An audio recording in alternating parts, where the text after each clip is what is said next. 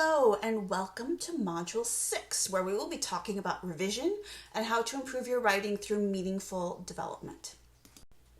One of the first things you have to understand about revision is that it is a fundamental part of the writing process you have to approach it as such. A revision is different than editing, so we want to separate those. In fact, the word revision actually means to see again with new eyes. Editing, on the other hand, is more about mechanical or grammatical errors, punctuation, spelling, things like that. In this discussion, we will be looking at some examples, mostly poetry, of how to best approach revision. The first thing you really want to do is start with your content. Focus on the content that is the most engaging for the reader. What are the clearest images you have used? With poetry, we want to keep the focus really simple. If it's a fictional story, you want to focus on the main plot and avoid subplots. For instance, think about fairy tales. Fairy tales rarely have more than one plot line running at a time. They go in chronological order, and it's a clear way to tell a story, especially when you are starting out. And I know we're working on revision of poetry this week, but we will come to revision of short fiction coming up later in the semester. And then if it's a memoir or some sort of life event that you're revising, it's good to keep it themed and focused, because in many instances, when we start writing about one thing that happened in our life, we naturally think of other events related to it. If we're not careful, things can get unmanageable very fast. One of the phrases I like to start with when revising is what to cut and what to keep. What does that mean? What to cut would be things like cliches. You want to avoid cliches with a preference for fresh language that allows you to see and think about an image in a new way. Cut the passive voice, those forms of the verb to be that are tired. He was, or we were, or it is. These are dull. Instead, use active verbs. It rained instead of it was a rainy day. It rained. Make it simple and direct. Next, let's talk about showing versus telling.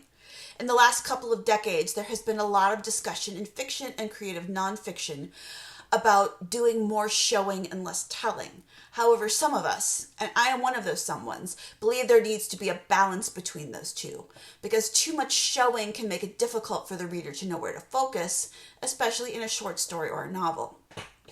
So in writing, showing is when an author uses action and description to help the reader experience the story, while telling is when the author summarizes or states what is happening. Too much showing and the feeling can get stripped out, but too much telling and you're leading your reader around by the nose, and most readers don't appreciate that. Finding the balance is key. Next thing to cut: lofty language, especially older language that sounds fancy, but we really don't use much anymore. I tend to see this more in poetry. Don't try to sound too formal. Simple, descriptive language is best. Make it accessible for your reader, and don't try to be too cryptic. Last thing to consider: awkward rhythm. Read it aloud to yourself. Do you find yourself stumbling? That's a sure sign the rhythm is being forced. For example, there are times when you might want to convey fear or shortness of breath. Which do you think would be the best to convey that? A long, complex sentence or a short, more staccato line? Here is an example of a bad poem that I found online that I want to share with you. There are several sites that curate what we would call bad poems, although typically we, meaning me and other people in our department, don't refer to poems as being good or bad. Perhaps a better way to describe it would be a poem that failed, as in it failed to engage the reader. It failed to do what the writer intended it to do, to convey something succinctly and beautifully. Let's look at this poem, which was untitled, and we're just going to call the author Gary. Untitled by Gary. I changed her mind about the ice. I held her feet. I gave her skates. I held her as we walked on water. Simple figure eights, all her balance in my hands, her hands on my coat's down lining, strolling round a quartz ellipse, cold when hands go down mining. We went on out into the vertex of the scraping sounds, faith in a possible ruse, how we fly in duex formation from the metal on our shoes, All around the echelon of fathers and their young, two patterns these days are just a lonely lifetime. You can be my fulfill sometime. Okay, let's break this poem apart a little bit. From the beginning, it's a little confusing. The first lines, I changed her mind about the ice, I held her feet, kind of confuses us as to where this poem might be going. By the next line, I gave her skates, it becomes obvious that the narrator is saying that he put the skates on the feet of the girl or woman that he's with. I held her as we walked on water. I kind of actually like that line, or parts of that line, a little bit, because what it does is it gives us an alliteration in the we walked on water part. Simple figure eights. That is actually a good image.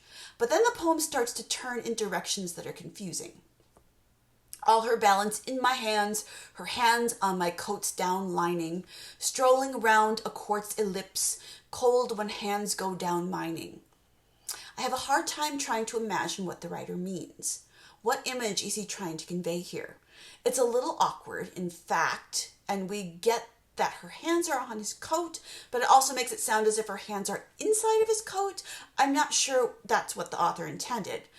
Also, you'll notice that the archaic language by dropping the A and around and referring to the skating rink as a quartz ellipse, it just doesn't really work. Then we go on and we have the vertex of the scraping sounds.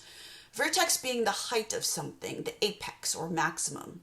And this duex formation, the idea of two formations, then metal on our shoes, and then the word echelon, which when you go look it up means a formation of military troops.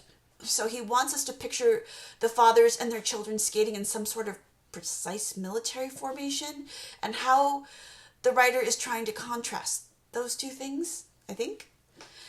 And then for me, it ends with some major confusion. Like up until now, I thought maybe this was a happy memory, but the line, these days are just a lonely lifetime, really changes the mood, doesn't it?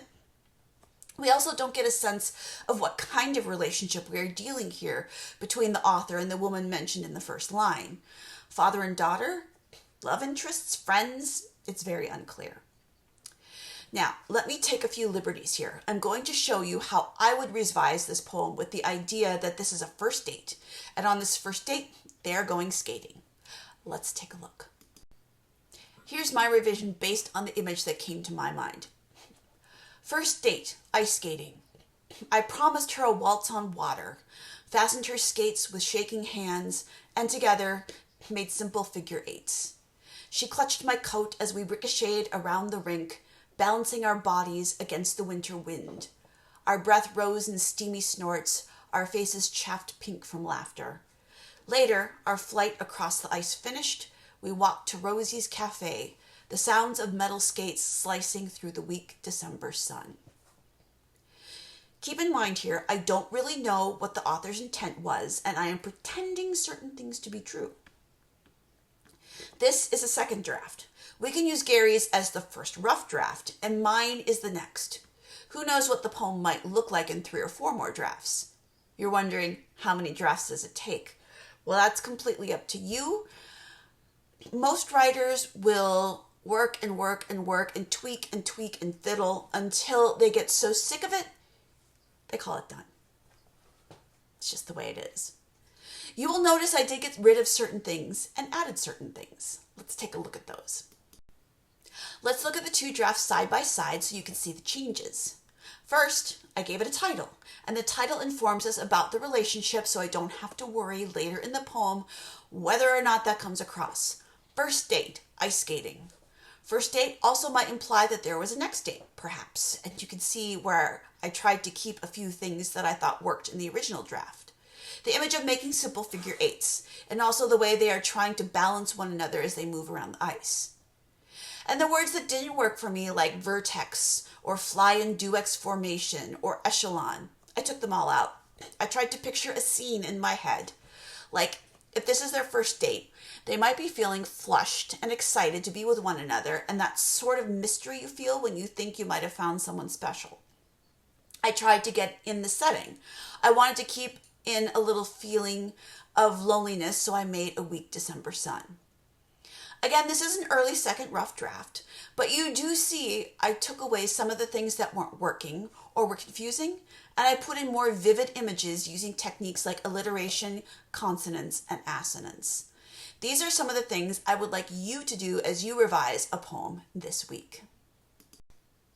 When you turn in your revision, I want you to format your poem properly.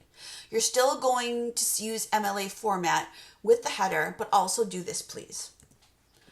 First, a poem should not be centered on the page as though it is a Hallmark greeting card. However, the title should be centered. Next, the poem should be double indented, so hit the tab twice at each new line. The poem should be flush on the left-hand side. You can see the example here. See how the title is centered and the lines of the poem itself are flush on the left? Also, you'll notice that the second through the fourth lines aren't capitalized because technically all 4 lines are one sentence or one complete thought.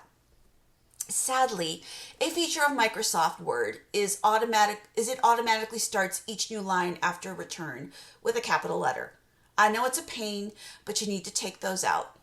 Only capitalize the start of a new line if it is a new sentence, a proper noun, or you mean for the word to be capitalized.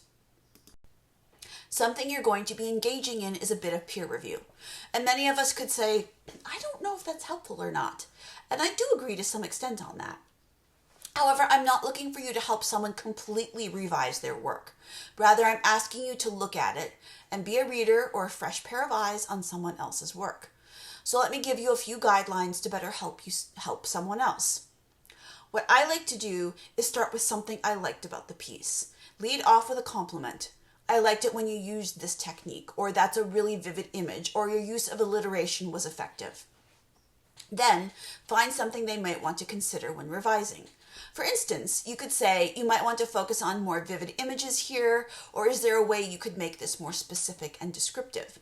Be specific. Don't just tell them something isn't working without giving a suggestion on how to fix it. Remember to focus on content, not spelling or grammar mistakes, and only choose 1 or 2 things to suggest revising what you think is most important. And above all, please be kind. Speak to others in a way you would want them to speak to you. Giving feedback is a personal thing when we talk about creative writing, and it's best to approach critique in a way that is objective and polite. That's about all I have here for you this week, but I wish you well on your revisions, and if you need anything, please reach out to me. I'm more than happy to give you guidance. Have a great week, and I'll see you next week for Module 7. Bye-bye.